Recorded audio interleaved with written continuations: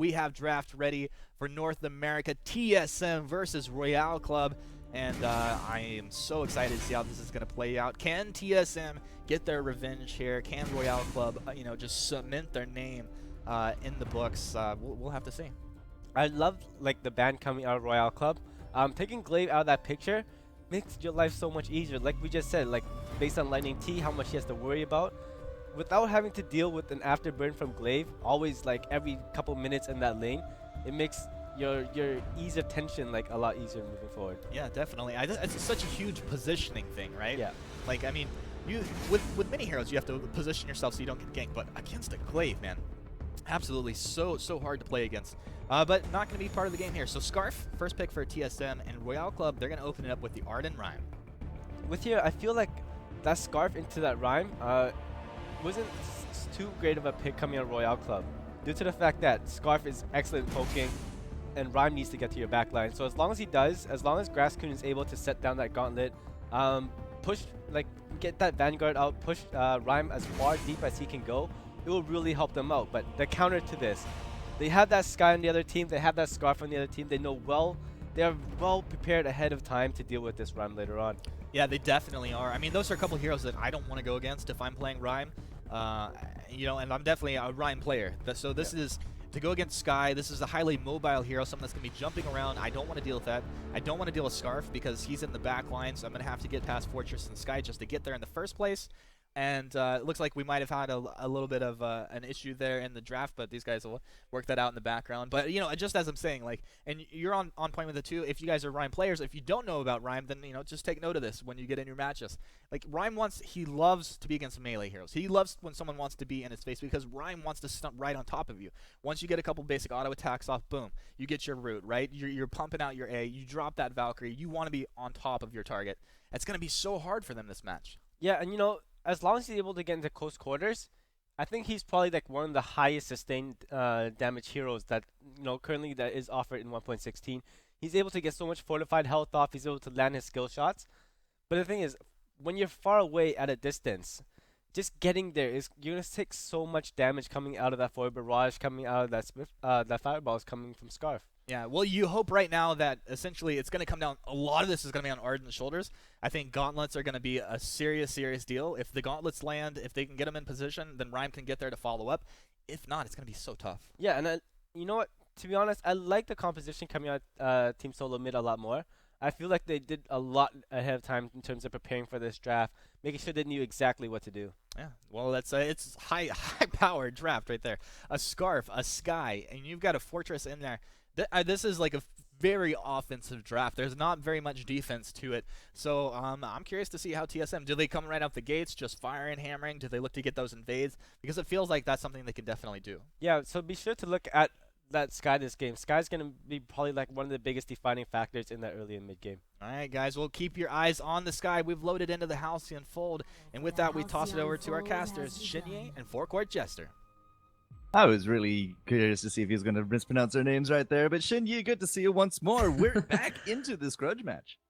Yeah, and I'm, so as I was saying before, SoloMid and Battle Royale, Royale Club came against each other in the Battle Royale tournament. That is very confusing to say. And surprisingly, we saw Royale Club win. As they said, this is a bit of a grudge match. We don't really know how it's going to be going, but I'm guessing that Team SoloMid, they've got more of an idea of what to expect, and I'm very curious to see as well what's going to happen in the upcoming match. I've only just been introduced to the concepts of the Battle Royales, but I mean, comparing that win to these high-class teams and the actual VGL qualifiers, I'm not entirely too sure do them justice, but either way, I mean, back to the draft a little bit, Mixi actually on this Scarf, and now we got that Sky as well. I already see Crystal Power on Call the Meek. Is this going to be double Crystal? I'm really hoping so. We said a few times last week we're kind of dissing the weapon Sky and compared it to Crystal Ringo.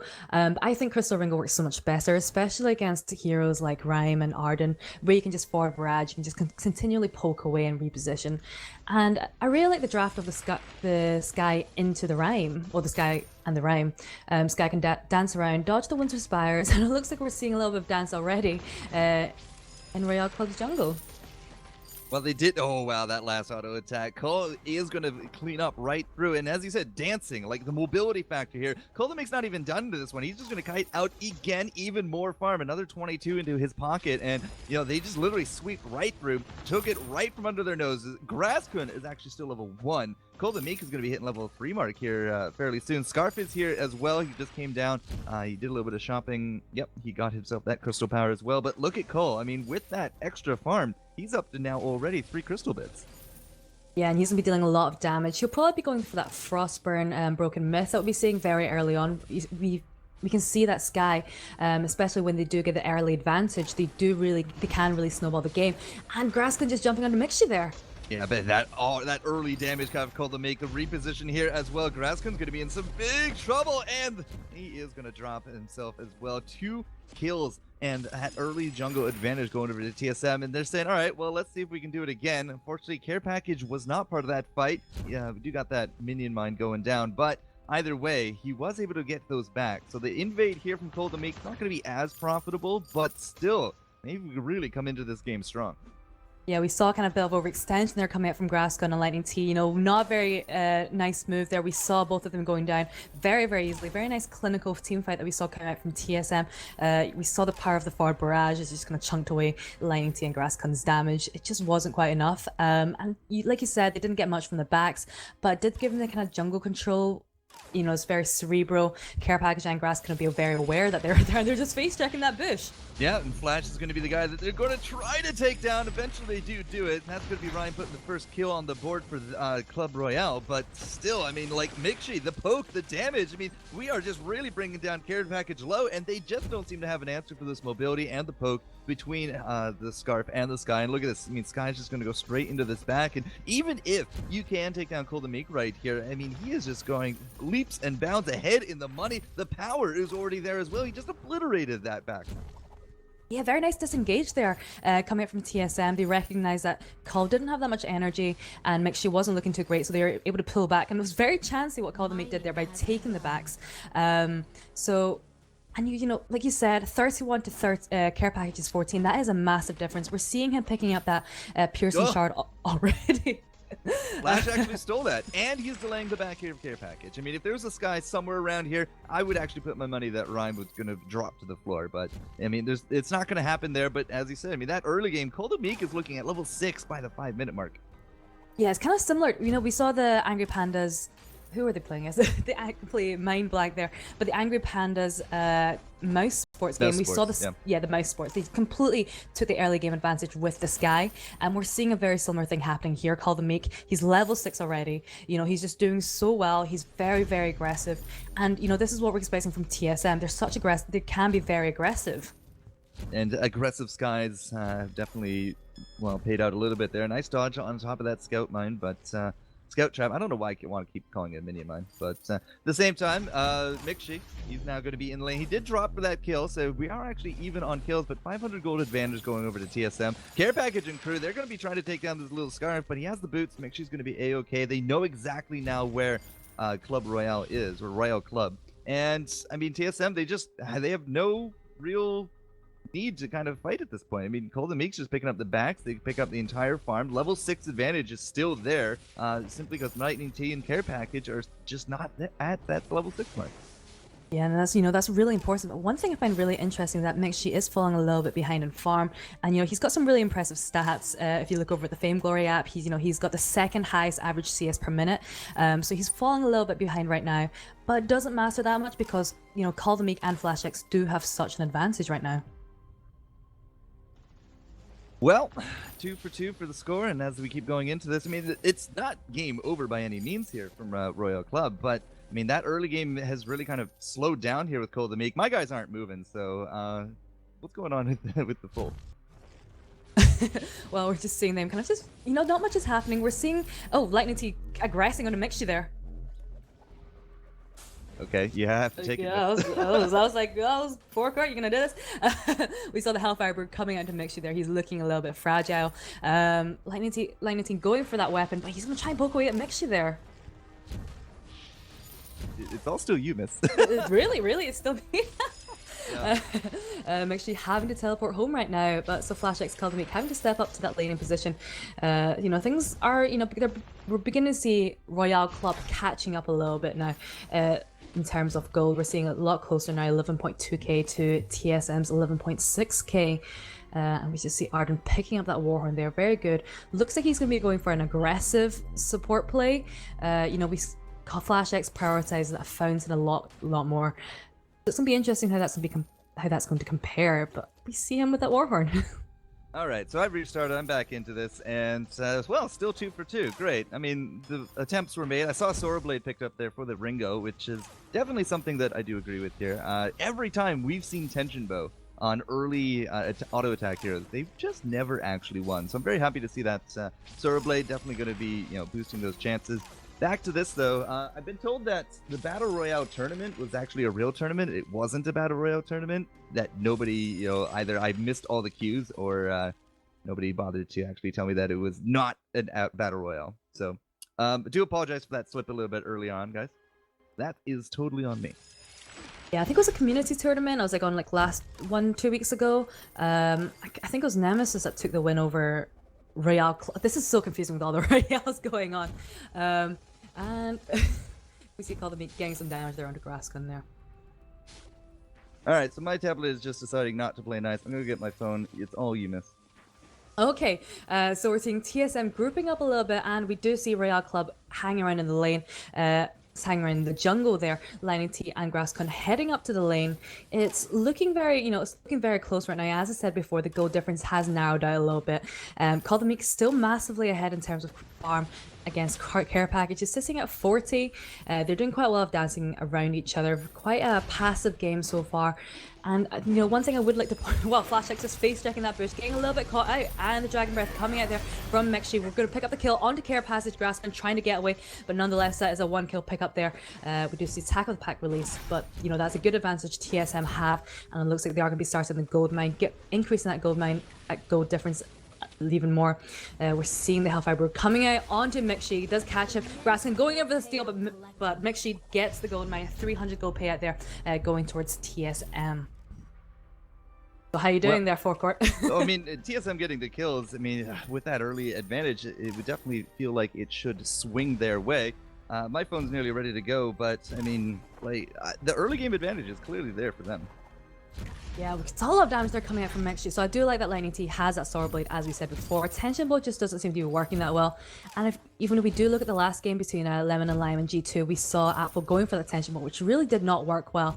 So good to see that Sword Blade coming out, more consistent damage that we'll be seeing from Royale Club. Club Royale does kind of flow better off the tongue. So many Royales, so many clubs, so many battles these days. It's just confusing my very small brain. We're seeing the Pauldrons there coming out from FlashX there. And what just happened in the jungle? He got caught out there, and that's going to be a very easy kill there going for Royale Club. If you say it enough times, eventually it will actually solidify. Yeah. Royale Club. RC. Hey, yeah, it's just not working for me. Much prefer Team Penetrate, I've got to say. You didn't.